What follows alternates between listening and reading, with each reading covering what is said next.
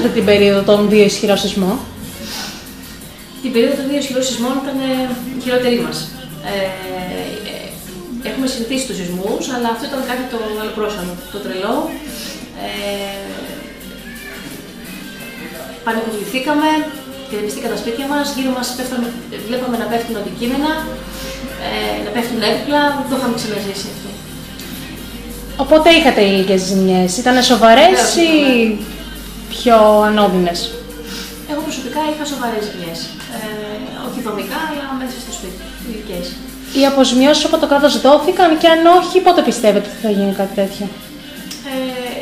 Μια μικρή αποζημίωση δόθηκε στην αρχή, πάρα πολύ μικρή σχετικά με τη ζημιά, με τις ζημιές που είχα.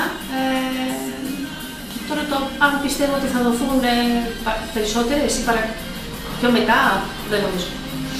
Πώς είναι η κατάσταση 2 μήνες μετά? Η κατάσταση 2 μήνες μετά στο Λιξούρι είναι δραματική. Δεν το περιμέναμε. Νομίζαμε ότι μας είχαν υποσχεθεί όλοι ότι μέσα σε 1 μήνα θα έχουν διορθωθεί τα πράγματα. Αυτό δεν έγινε. Από ό,τι βλέπετε και έξω, αν πάτε να δείτε, το κατάστημα είναι. Οι δρόμοι μάλλον είναι κατεστραμμένοι. Το λιμάνι κατεστραμμένο. Πιστεύετε ότι ο τουρισμός θα πληγεί από τα 2 αυτά σεισμικά κουνήματα? Βεβαίως, γιατί τα ξενοδοχεία, εντάξει, λίγο πολύ όλοι τρέξαν οι άνθρωποι να φτιάξουν τα σπίτια, να φτιάξουν τα ξενοδοχεία, τις μονάδες γρήγορα να τις επισκευάσουν και ας μην έχουν πάρει αποζημίωση. Όμως, ο τουρίστας που θα έρθει να περπατήσει, σε τι πεζόδρομους, σε τι λιμάνι, σε τι δρόμους, σε τι πλατείες. Οπότε πήγαμε πάρα πολύ πίσω. Ευχαριστούμε πάρα πολύ.